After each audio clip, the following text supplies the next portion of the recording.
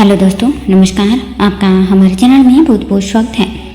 आज हम जानने वाले हैं रवि प्रदोष व्रत कथा के बारे में। रवि प्रदोष के दिन अवश्य सुनिए, इस कथा का श्रवण अवश्य ही करना चाहिए।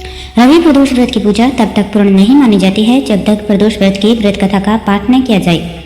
रवि प्रदोष व्रत के दिन भगवान शिव की पूजा अर्चना के साथ साथ इसके व्रत कथा का श्रवण करने का विधान है। ऐसी मान्यता है कि इस कथा के बिना व्रत का पूर्ण फल नहीं मिलता है। ऐसे में आइए इस शुभ अवसर पर रवि प्रदोष व्रत कथा का विस्तार से श्रवण करते हैं। एक गांव में एक ब्राह्मण परिवार रहता था जो बहुत गरीब था। उस ब्राह्मण की मृत्यु के बाद उसकी पत्नी और पुत्र भिक्षा मांगकर अपना जीवन गुजारने लगे।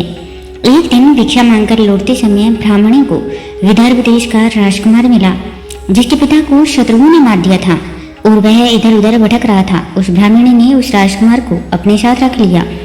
कुछ समय बाद ब्राह्मणी अपने पुत्र और राजकुमार के साथ ऋषि सांडिल्य के आश्रम पहुंची।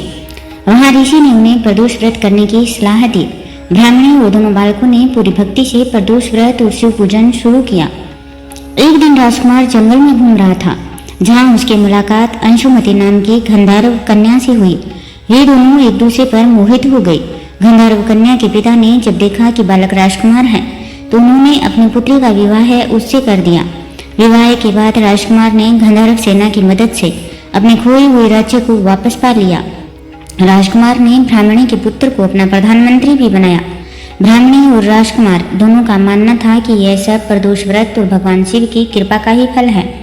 तभी से यह मान्यता प्रचलित हुई कि जो भी व्यक्ति प्रदोष व्रत की कथा पढ़ता या सुनता है उसके जीवन से दरिद्रता का नाश होता है और उसे खोया हुआ मान सम्मान भी वापस मिलता है।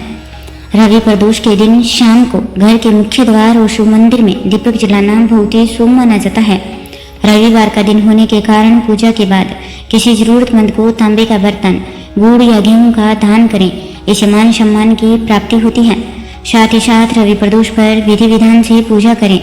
ब्रह्म मुहूर्त में उठकर स्नान करें और भगवान शिव व सूर्यदेव का ध्यान करते हुए व्रत का संकल्प लें। सूर्यदेव को तांबे के लोटे से अर्घ्य जरूर दें। सूर्यास्त से 45 मिनट पहले और 45 मिनट बाद का समय प्रदोष काल कहलाता है। इस समय भगवान शिव की पूजा जरूर करें। इस समय दोबारा स्नान कर साफ कपड़े भी आप पहन सकते हैं। शिवलिंग पर गंगा जल, दूध, दही, शहद और घी से अभिषेक करें। इसके बाद चंदन का लेप लगाएं और बेलपत्र, धतूरा और मदार के फूल अर्पित करें। मंदिर में गाय के घी का दीपक जलाएं और शिव चालीसा का पाठ भी अवश्य करें। शिव जी के मंत्रों का जप व रवि प्रदोष व्रत कथा का श्रवण करें और अंत में आरती जरूर करें। भगवान भोलेनाथ भव भोले हैं। वे केवल जल से भी प्रसन्न हो जाते हैं, लेकिन रवि प्रदोष पर उन्हें खीर या पंचामृत का भोग लगाना बेहद शुभ माना जाता है।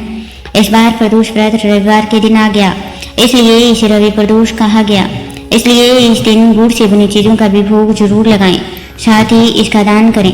धार्मिक मान्यताओं के अनुसार जो व्यक्ति रवि प्रदोष का व्रत करता है उसे लंबी उम्र, अच्छी सेहत का वरदान मिलता है, साथ ही शुभ फलों की प्राप्ति होती है। यह व्रत विशेष रूप से उन लोगों के लिए चमत्कारी है जो सरकारी नौकरी या प्रशासनिक सेवाओं में सफलता चाहते हैं।